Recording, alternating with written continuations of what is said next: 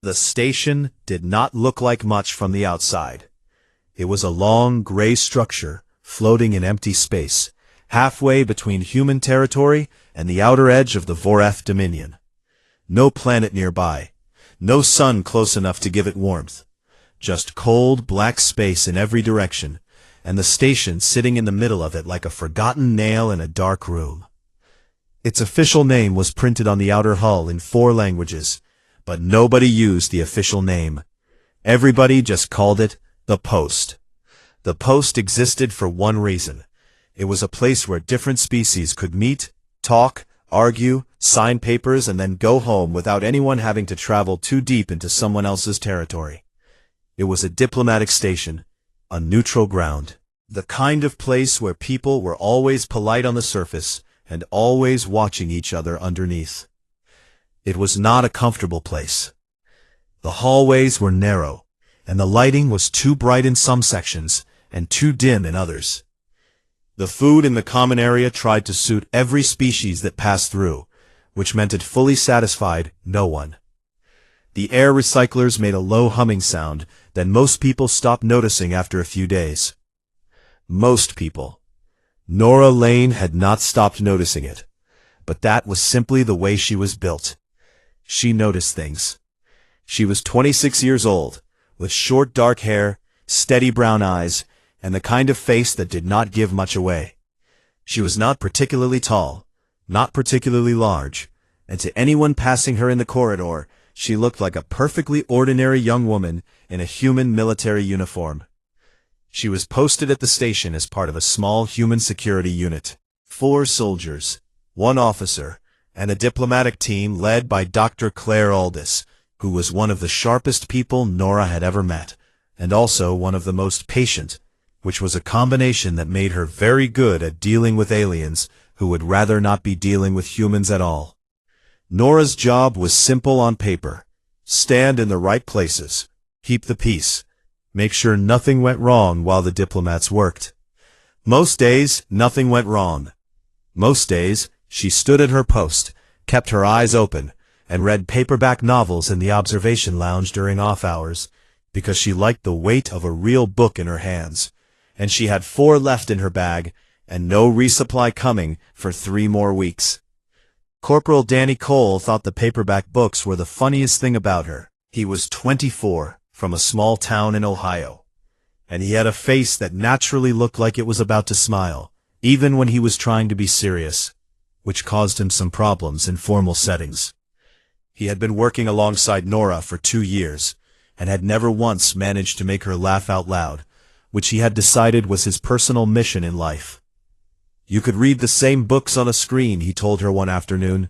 He was leaning against the window frame in the observation lounge, watching the stars go nowhere. I know, Nora said. A screen is thinner, lighter, easier to carry. I know that too.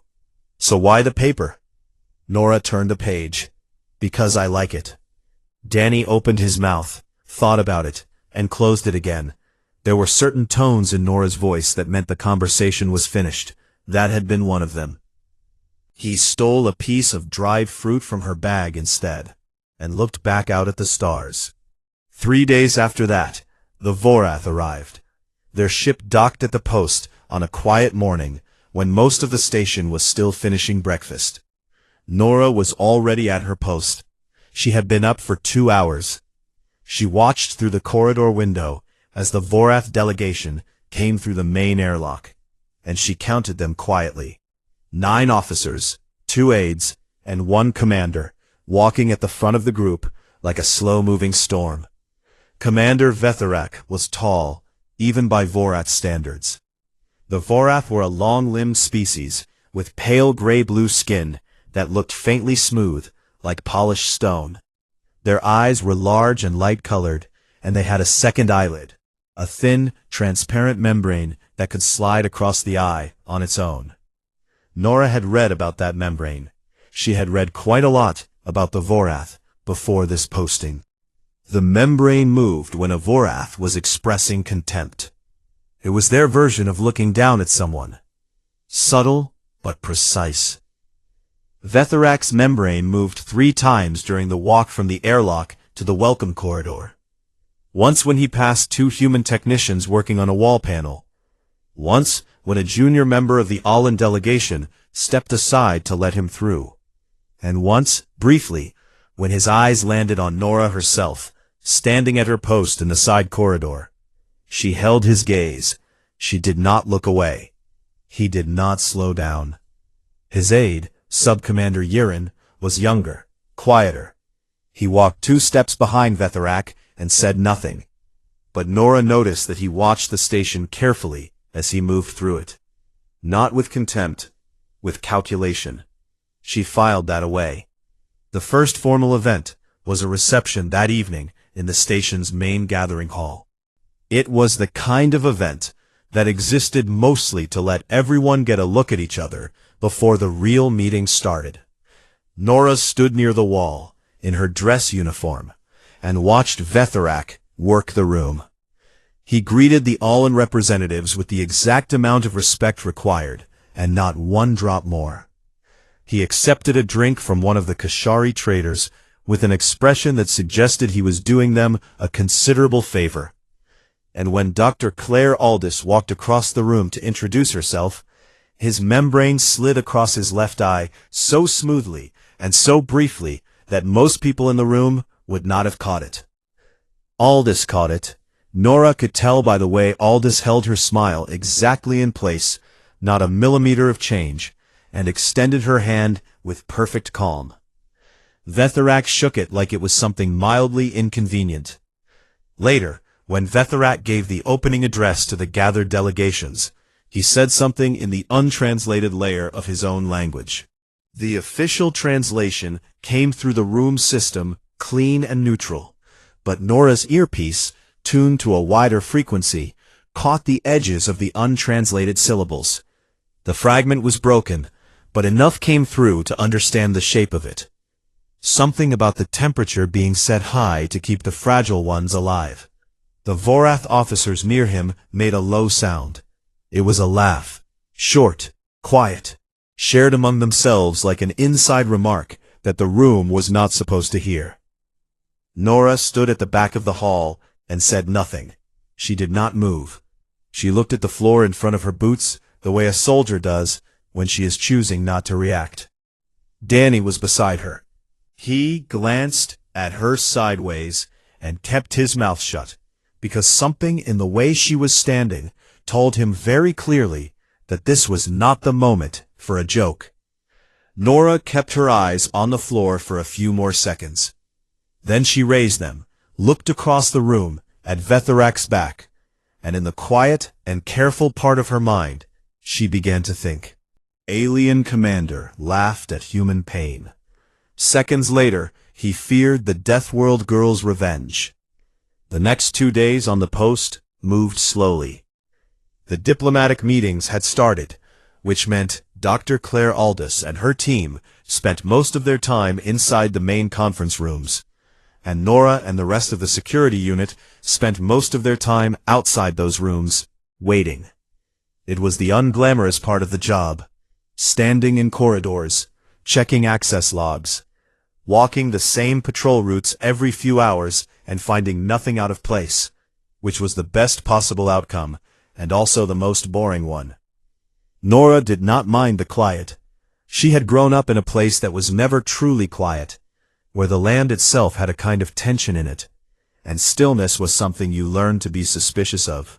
The post's corridors, with their steady recycled air and their low hum and their total absence of anything trying to hurt you, felt almost restful by comparison. Danny minded the quiet considerably more.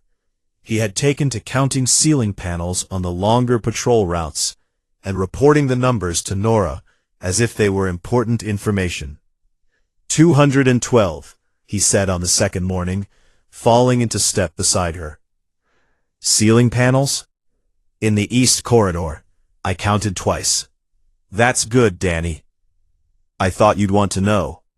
I did not want to know, Nora said, but without any heat in it. He grinned and walked beside her, hands behind his back, and for a while neither of them said anything. The east corridor was one of the longer ones, connecting the human and Alien sections of the station to the shared maintenance level below. It was not a heavily trafficked area during the day. Pipes ran along the upper walls, and the air tasted faintly of metal, the way it always did near the mechanical systems. It was in this corridor, on the morning of the third day, that things stopped being quiet.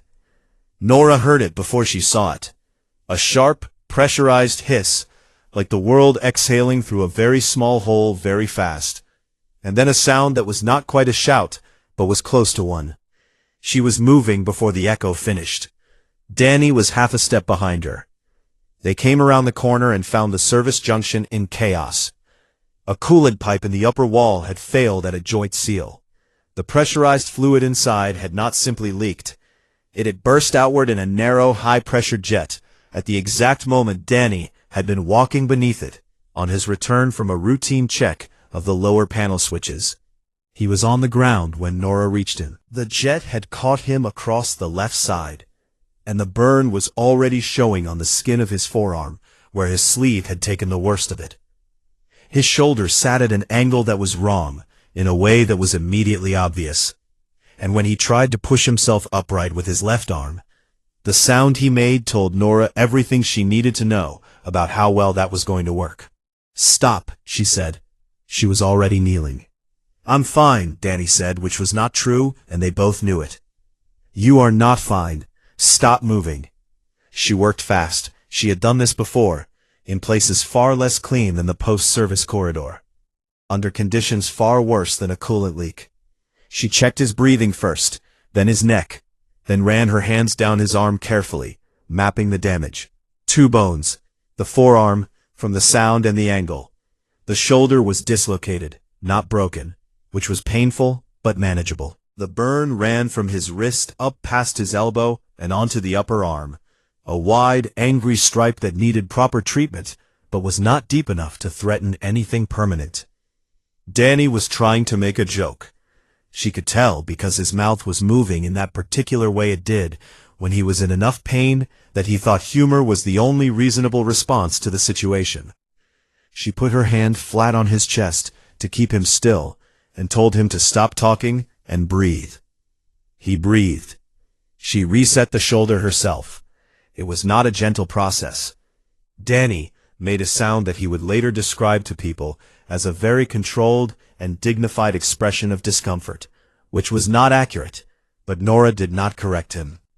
She packed the burn with the emergency kit from her belt, got his arms secured against his body, and kept talking to him the whole time in the flat, calm, steady voice she used when she needed someone to stay present with her, instead of drifting toward the easier option of passing out. The medical team arrived 4 minutes after the initial alert. Nora had already done most of the immediate work. She stood back to let them in, and when one of the medics looked at the burn dressing and asked who had applied it, Nora said she had, and the medic nodded and moved on without a word, because it was good work and there was nothing to question. It was at this point that she became aware of them. She had not heard them approach. She had been focused entirely on Danny, which was the correct priority, but it meant that she had not noticed the small group of Vorath officers who had stopped in the adjacent corridor and were watching through the wide observation panel set into the shared wall. Vetharak was among them.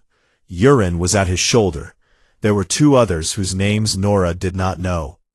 She became aware of them, the way you become aware of cold air coming through an open window, not all at once, gradually, with a certainty that built before the source was identified. She kept her expression still and finished giving the medic a verbal report on Danny's condition. Then, in the natural course of standing and turning, she looked toward the observation panel. Vetharak was watching Danny. His head was tilted to one side in the way the Vorath did when they were observing something they found interesting, in the way a scientist finds a small and unremarkable creature interesting. Then he said something to the officers beside him, and the low Vorath sound came again, the same one from the reception hall, that short shared sound that passed between them, like a match being passed around a circle. He was laughing. Nora's earpiece caught more of it this time. The untranslated portion was cleaner. The words that came through were something close to, "Look at how the small ones suffer. They carry their broken through the stars, and name it service." Yurin did not laugh. Nora noticed that. She looked at Vetharak through the glass. He had not looked at her directly yet. He was still watching Danny on the ground, his membrane making that slow, smooth slide across his pale eye, and there was something in his posture that was worse than anger. Easy, comfortable amusement, the kind that comes from a person who has never once considered that the thing they are laughing at might have a reason to look back. Then he looked at her. Nora did not move. She did not change her face. She held his gaze through the glass with the same steadiness she had held Danny's when she was telling him to breathe. And she let the silence between them stretch out long and flat, and without any expression that he could read or use. Vetharak's membrane flicked once. He turned away, said something else to his officers. They moved on down the corridor as a group, unhurried, without looking back. Yurin was the last to leave. He stood at the glass for 2 seconds longer than the others, looking at Nora. And there was something different in his face. Not contempt, not amusement, something closer to unease. Then she looked back at Danny, who had finally given up on the joke he had been trying to tell, and was letting the medics do their work. She stood in the corridor and said nothing. She put her hands at her sides and breathed slowly. And in the quiet, careful part of her mind, the part that had been thinking since the reception hall, something settled into place like the last piece of a plan that had been waiting for the right moment to become real. Alien Commander laughed at human pain. Seconds later, he feared the Deathworld girl's revenge. The medical bay on the post was small but well equipped. Danny Cole was settled into one of the 2 beds by mid-morning, his arm set and wrapped, his shoulder properly repositioned, and a mild painkiller working its way through his system that had taken the worst edge off without putting him fully to sleep. He was the kind of person who fought sleep when he was in pain, as if staying awake was a way of arguing with the injury. Nora had sat with him for 20 minutes after the medics finished, long enough to make sure he was stable and not trying to do anything foolish, like get up. "I counted the ceiling panels in here too," he told her, his voice a little slow, but still carrying that familiar tone of someone who found his own jokes funnier than anyone else did. "How many?" Nora said, which seems low. "It's a small room." Still. He shifted slightly, winced, and settled back. "Hey, what was that sound in the corridor?" "The Vorath sound, after." Nora was quiet for a moment. "Nothing you need to worry about right now." Danny looked at her. Even medicated and flat on his back, he had good instincts. "Nora." "Rest," she said. "I'll come back this evening." She left before he could ask again. Lieutenant Owen Graves was waiting for her in the hallway outside. Graves was a lean man in his late 30s, with a habit of standing very still when he was thinking hard about something. He was standing very still now. "You heard it," Nora said. It was not a question. "I heard the report," Graves said. One of the Allen delegates filed a note with the station administrator. Said the Vorath commander made a remark during the incident. "A remark about our people."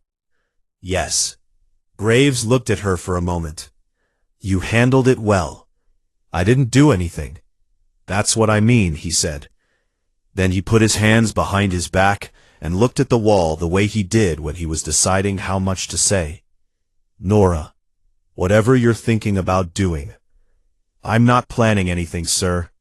"Good." He looked at her directly. "Keep it that way." "Yes, sir," Nora said. She said it in a tone that was respectful and completely correct and gave absolutely nothing away. Graves looked at her for one more second, then nodded and walked back toward the conference wing. Nora watched him go. Then she turned and walked in the opposite direction, toward the station's small public records room.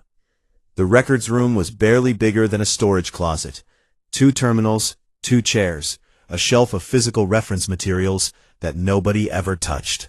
Nora sat down at the left terminal, entered her access credentials, and opened the Galactic Species database.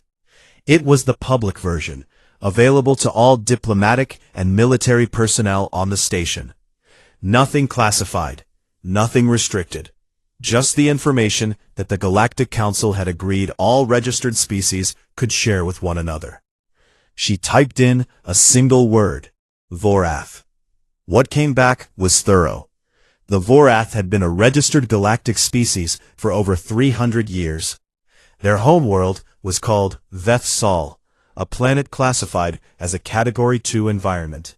Category 2 meant stable, mild gravity, close to galactic standard. Atmosphere clean and temperate. No significant predators in the modern era. The kind of world where over thousands of years a species could develop in comfort, build a civilization steadily, and grow strong through organization and intelligence, rather than through the hard, grinding pressure of simply surviving the place where they were born. Nora read this carefully. She scrolled further. The Vorath were physically robust by most galactic standards. Strong immune systems, good endurance.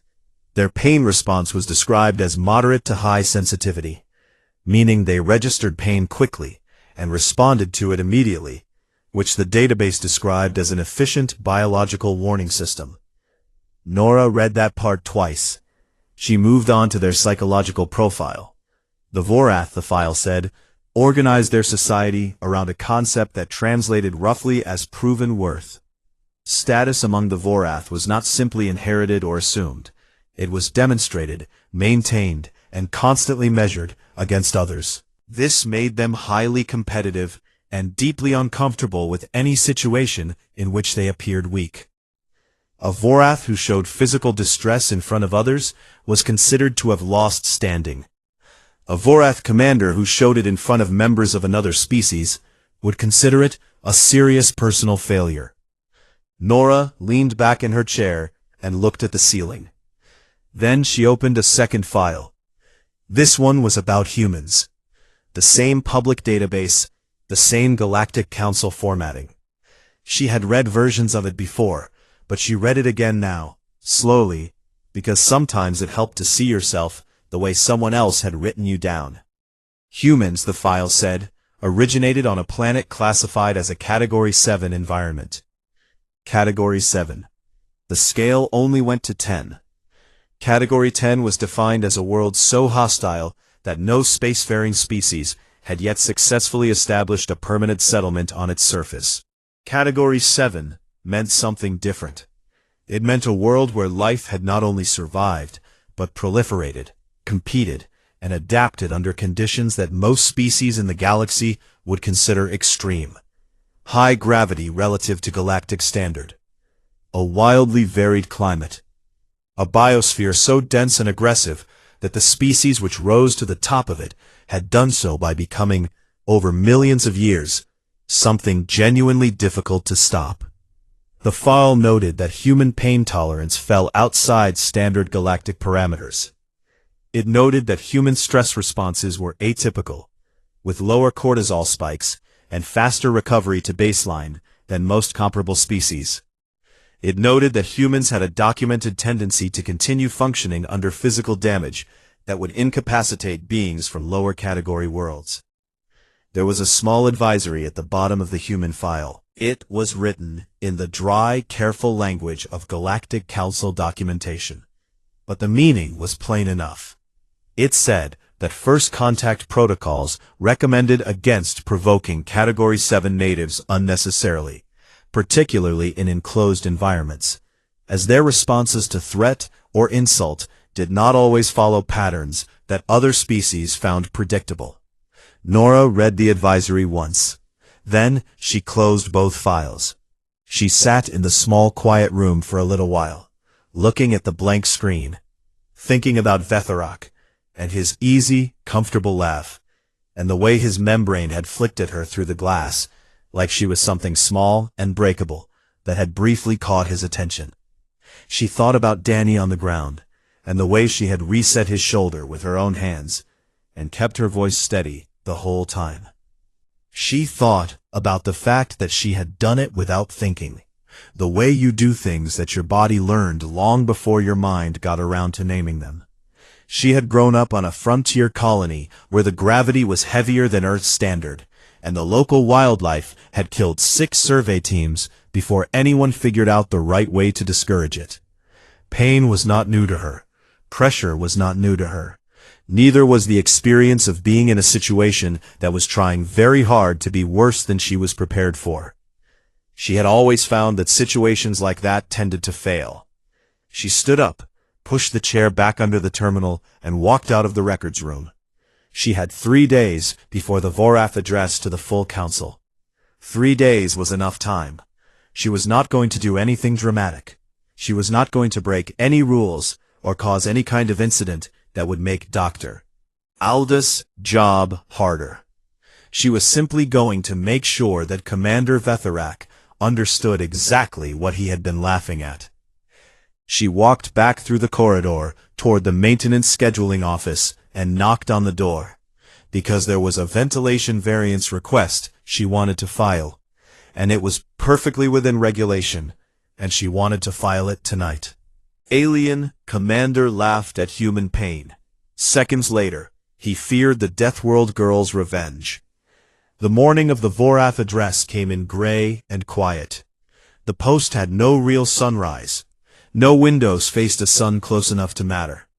But the station's lighting system cycled on a 24-hour schedule, brightening slowly in the corridors from a dim blue to a warmer white, the way someone had decided long ago that beings who evolved under a rising sun would feel more comfortable if their environment at least tried to remember that fact. Nora had been awake for 2 hours before the lights finished their cycle.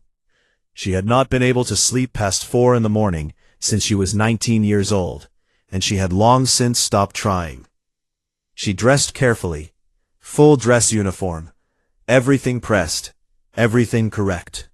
She checked her earpiece, checked her boots, and stood in front of the small mirror in her quarters for exactly 3 seconds before walking out the door. The council hall was in the central module of the post, the widest and tallest space on the station.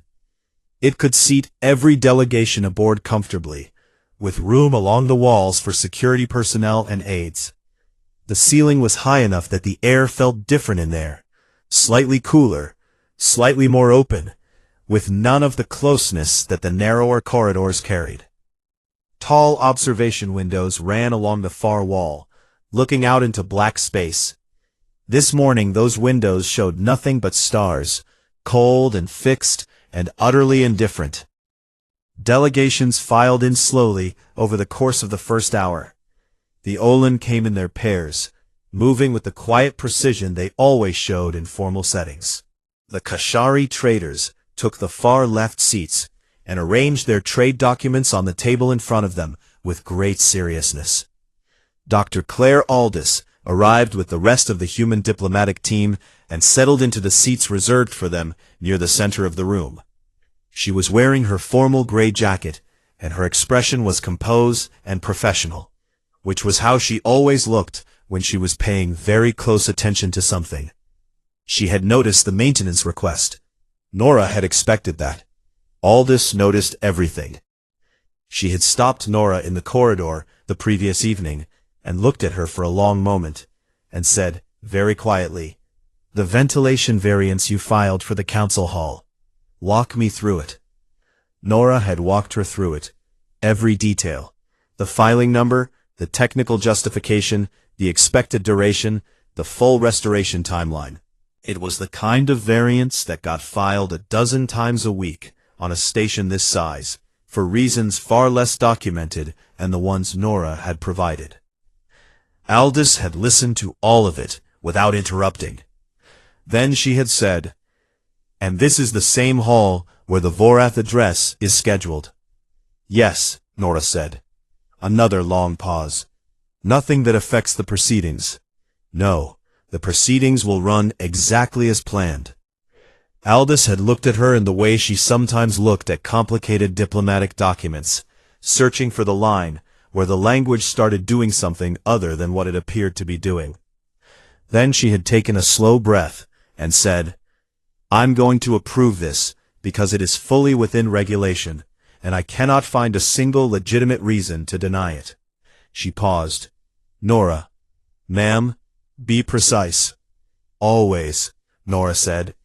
The Vorath delegation entered the council hall at exactly the scheduled time. Vetharak led them in, unhurried, his pale eyes moving across the room with the ease of a man who had walked into important rooms his whole life and found nothing surprising in any of them. His gray uniform was immaculate. His posture was the kind that came from a species that considered bearing to be a form of argument. Yiren followed 2 steps behind, carrying a flat document case, his eyes doing the same careful sweep of the room that Nora had noticed on the first day. Yiren's eyes found Nora at the back of the hall. He held her gaze for a half-second, then looked forward again. Nora stood at her post and kept her face still. The session opened with formalities. The station administrator spoke briefly. The Alan gave a short acknowledgement. Then the floor was given to Vetharak. He spoke well. That was the honest truth of it, and Nora saw no reason to pretend otherwise, even in her own mind. Vetharak was a skilled speaker. His translator rendered his words in clean, measured tones, and his argument for the Vorath territorial claims was structured and confident. He used pauses effectively. He made eye contact with the delegations he wanted to persuade. He knew what he was doing. He was also, by the 12-minute mark of his address, visibly cold. It happened slowly enough that someone not watching carefully would not have caught it. The temperature in the council hall had begun dropping at the 8-minute mark, exactly as the filed maintenance variance specified it would. 11 degrees Celsius over 4 minutes, drawn by a small adjustment in the ventilation routing that redirected cooled air from the mechanical level into the hall's upper circulation system. For most species in the room, it registered as a pleasant freshness, a slight change in the air that was noticeable but comfortable. The Alan actually seemed to sit up slightly straighter. The Kashari traders did not react at all. For a cold-blooded species calibrated to the mild, stable climate of a Category 2 homeworld, it was something else entirely. Vetharak's speech did not stop. He was too disciplined for that. But it slowed, almost imperceptibly at first, and then in a way that Yiren clearly registered, because Yiren shifted his weight and looked sideways at his commander with an expression that was doing its best to stay neutral and not entirely succeeding. The secondary membrane over Vetharak's eyes had begun to flicker. Not the slow, deliberate flick of contempt, something less controlled than that. Something that his body was doing without being asked. Nora requested the floor at the 14-minute mark. She had submitted the request the day before through proper channels. 2 minutes of response time, listed under standard human delegation participation rights. Lieutenant Graves had read the request twice and approved it without asking any questions out loud, though his expression had asked several. She walked to the speaker's platform at the front of the room. The room was cold. Not dangerously cold, not even unpleasantly cold for most of the people in it, but cold in a way that was real and present, and sitting in the air like a fact that could not be argued with. Nora stood at the platform in her standard uniform, and felt the temperature the same way she had felt every difficult thing her body had ever been asked to tolerate, which was as information. Present, noted, and set aside. She was not shivering. She did not look uncomfortable. She did not hunch her shoulders or press her hands together. She stood straight and looked out at the room the way she looked at everything, with a steadiness that did not perform itself. She spoke for 2 minutes. Her voice was even and unhurried. She did not mention Vetharak by name. She did not mention Danny. She did not accuse anyone of anything. What she did was describe in plain and simple language what a Category 7 world does to a human body over 26 years. She talked about gravity, an atmosphere, and a biosphere that does not make room for weakness. She talked about what pain becomes when you grow up in a place that uses it as a daily language. She talked about the difference between a body that has been protected from difficulty and a body that has been built by it. She described it the way a scientist describes a specimen: calm, factual, without any visible emotion at all. Then she looked directly at Vetharak. His membrane was flickering. His speech had left him. He was looking back at her, and there was something behind his pale eyes that had not been there before. Something that his training and his status and his long history of walking into important rooms and finding nothing surprising could not quite cover. Nora said, clearly and without raising her voice, that what he had seen in the service corridor 2 days ago was not a broken creature suffering on the floor. It was a human choosing not to stop. And there was, she said, a very significant difference between those two things. She stepped back from the platform. She returned to her post at the back of the hall. The ventilation system began its restoration cycle. The temperature moved back towards standard. The room was very quiet for a long moment, the kind of quiet that happens when something has been said that cannot be unsaid, and everyone present is quietly deciding what to do with it. Vetharak did not speak. Then he looked at Nora. Then he looked back at the floor in front of him, and he did not look like a man who had found something funny. He looked like a man who had just understood something that he wished he had understood much earlier. And Vetharak, commander of 11 absorbed systems, a being who had walked into every room in his career, as though the room was fortunate to have him, sat in his chair in the slowly warming air of the council hall, and felt for the first time in longer than he could easily remember the specific and deeply uncomfortable sensation of not being the most dangerous thing in the room. Alien Commander laughed at human pain. Seconds later, he feared the Deathworld girl's revenge. Nobody talked about it directly. That was the thing about diplomacy. The most important moments were almost never the ones that got written into the official record.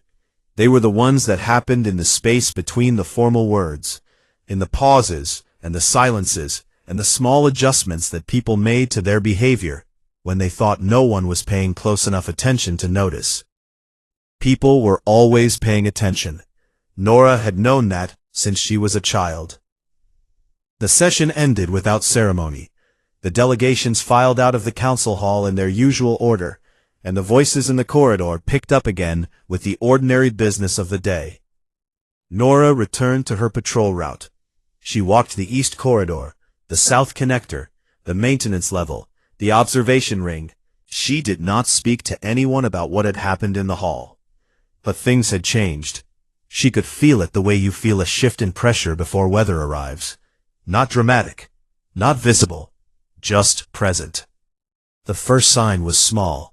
That same afternoon, the Vorath diplomatic aide submitted a revised version of the territorial address to the station administrator's office for the formal record. Dr. Claire Aldous received a copy as part of the human delegation.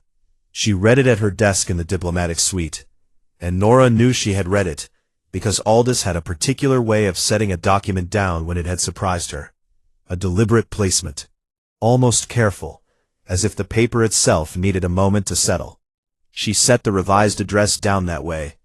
3 of the more aggressive territorial provisions were gone, quietly removed, no explanation attached, no formal note of amendment. Just gone.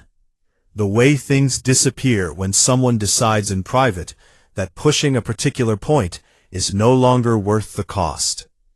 Aldous did not say anything about it during the afternoon briefing, but at the end of the briefing, when the others had filtered out, she looked at Nora for a moment and said, "The revised address came through." "I saw," Nora said. "Provisions 7, 11, and 14. Yes. Aldous was quiet for a moment.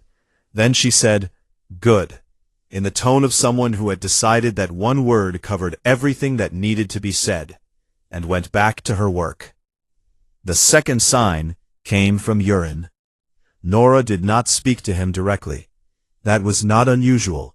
The Vorath and human delegations had limited informal contact by design, which suited everyone. But she passed him in the connecting corridor on the evening after the session, when the formal day was done and the station had settled into its quieter night cycle. He was walking alone, which was unusual for a Vorath officer of his rank. He stopped when he saw her. They stood in the corridor and looked at each other for a moment. Urine said something in Vorath. Her earpiece caught it and translated it with the slight delay it always had with Vorath speech. What it rendered was, "You planned that carefully." It was not a question. Nora treated it as one anyway. "The maintenance variance was filed 2 days in advance," she said. "Fully documented. The station administrator has the record." Urine looked at her. "I am aware," he said. His translated voice was flat and even. "I reviewed the record this morning." "Then you know it was within regulation." "I know what it was within," he said. He paused. In the quiet of the corridor, the air recyclers hummed their steady hum. "I also know what it was." Nora did not say anything to that. Urine looked at her for another moment. His expression was not the careful blankness that Vetherac wore like a uniform. There was something more honest in it. The look of someone who had genuinely not expected to find himself standing in a corridor, reconsidering something he thought he had understood. "The file on your species," he said. "Category 7. Yes. I have read it before. I did not read it carefully enough." Nora looked at him steadily. "Most people don't," she said. "Not unkindly, just as a fact." Urine held her gaze for one more second. Then he gave a small, precise nod, the kind that in Vorath body language carried more weight than it looked like it did, and he walked on down the corridor without another word. Nora watched him go. Then she continued on her route. She checked in on Danny that evening.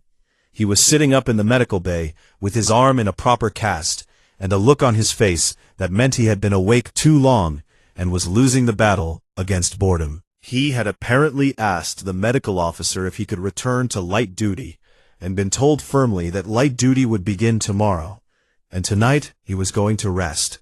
And Danny had responded to this by counting the ceiling panels 3 more times, and arriving at a different number each time, which he found troubling.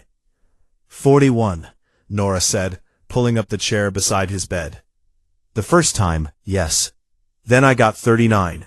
Then 43. You keep losing count in the same corner." He looked at the ceiling. "The far left one, yeah." He lowered his eyes and looked at her. "So, are you going to tell me what happened in the council hall today, or are you going to make me hear it second-hand from the Alan delegate who apparently could not stop talking about it at dinner?" "There is nothing much to tell," Nora said. "Nora, I gave a 2-minute address. It was within the scheduled time." Danny stared at her. The Olin delegate said the Vorath commander looked like someone had put something cold down the back of his neck. "The ventilation system had a scheduled variance." "Right." Danny was quiet for a moment. Then the corner of his mouth pulled up in the way it did when something genuinely pleased him rather than just amused him. "You know, most people would have filed a complaint, or reported it to Graves, or just been angry about it in private and said nothing." "I did say something," Nora said, "in front of the whole council. It was a 2-minute address, filed the day before, fully within regulation." Danny laughed. It hurt his shoulder, and he winced and laughed again anyway. "That's the part that gets me," he said. "It was all completely allowed."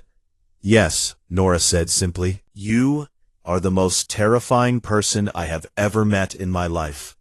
And I want you to know, I mean that as the highest compliment I am capable of giving." Nora picked up the paperback she had left on the side table on her last visit. She opened it to her page. Get some sleep, Danny. I'm serious. I know you are. Sleep anyway. He settled back against the pillow with the careful movement of someone managing a healing shoulder, and closed his eyes. Nora read for a while in the quiet of the medical bay, the recyclers humming, the lights low. 6 weeks later, a formal report arrived at the Vorath Science Directorate from Sub-Commander Urin. The subject line, translated into Standard Galactic, read, "Recommended revision to contact protocols for Category 7 Deathworld natives." It was 42 pages long, and it was thorough and honest, and it was approved without revision within the month. Vetharok never filed a report. What had changed in him was not written anywhere. It lived in the specific way he now paused before speaking, in any room where a human was present. A half-second, small enough that most people would not notice, long enough that it was real. It was not kindness. It was not respect in any warm or generous sense of the word. It was something more durable than either of those things. It was the permanent adjustment of a mind that has been shown, clearly and without drama, that it had been measuring something wrong. Nora finished her tour at the post on a Tuesday morning. She packed her bag the night before, 4 paperbacks wrapped in a spare undershirt so they would not shift around in the bag. She said goodbye to Graves and to Aldous, and spent an extra few minutes with Danny, who was back on light duty, and had resumed counting ceiling panels in every room he entered, which Nora suspected he would be doing for the rest of his career. She caught the shuttle without ceremony. She did not look back at the post as it shrank behind the window. She had already opened the next book before the docking clamps released. Outside, the stars sat where they always sat, cold and fixed and very old. And somewhere between them, the junction turned slowly on its axis, holding the quiet understanding that some things once learned do not need to be said again. Nora turned a page. She had a long way to go, and she was in no hurry, and she was ready for whatever came next.